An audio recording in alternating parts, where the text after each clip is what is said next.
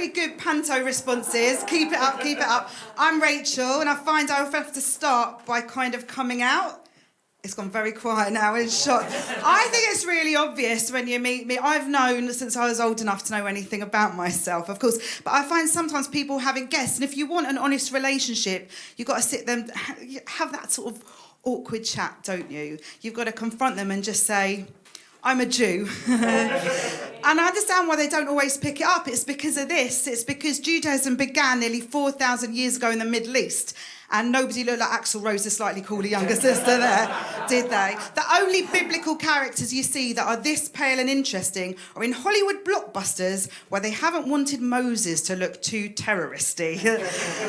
My grandma Nettie used to say that the reason why everyone in our family was so fair is because one of our ancestors had a fling with a Cossack.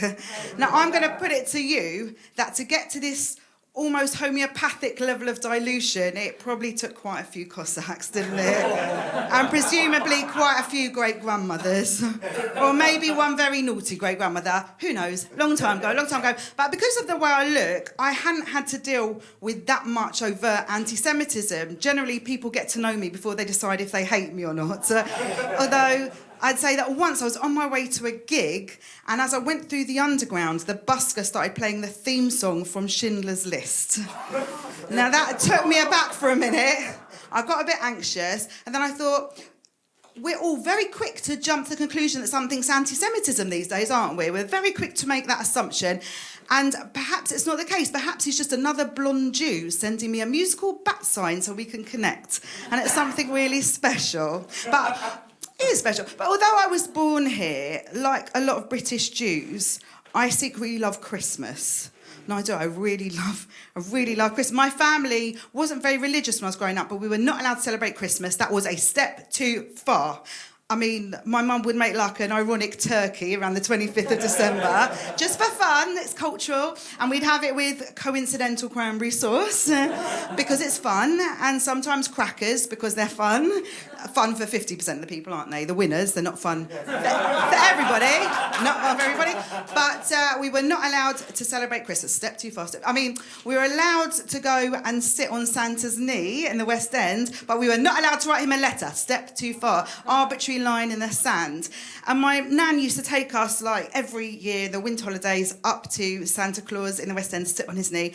And I always got a really rubbish present. Like, for 3 years, you've gone very quiet, like it's very sad. It's a child line level story, this. For 3 years, I got sewing kits from Santa. And my first thought was it's because he never got the letters right, so he didn't know what I wanted. And my second thought was that maybe he didn't exist at all. I hope that's not shocking. And the third thing I realised was that, in fact, I was just a very naughty girl. So, yeah, another list that I wasn't on there. I don't know if we're allowed to make jokes about Schindler's List.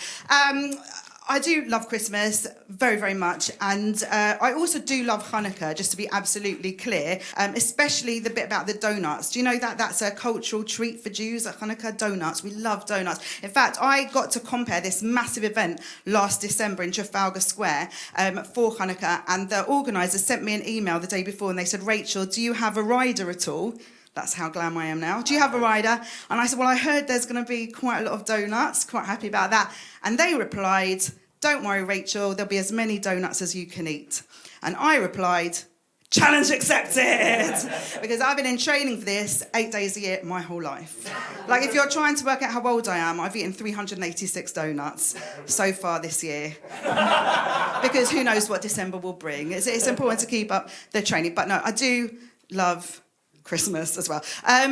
In fact, when my husband and I were first married, we went to live in Minsk in Belarus. You know, when we arrived, it was very, very exciting. It was very romantic. It was our first home together as a newlywed couple. We just got married 2 weeks before, and we stood on the threshold, and we looked each other's eyes, and we went through the door, and we did what any newlywed couple in love would do when they enter their first home, which is we went through all the drawers and cupboards to see what the previous people had left. And in one of the cupboards, I found a small artificial Christmas tree, complete with baubles and tinsel and a star.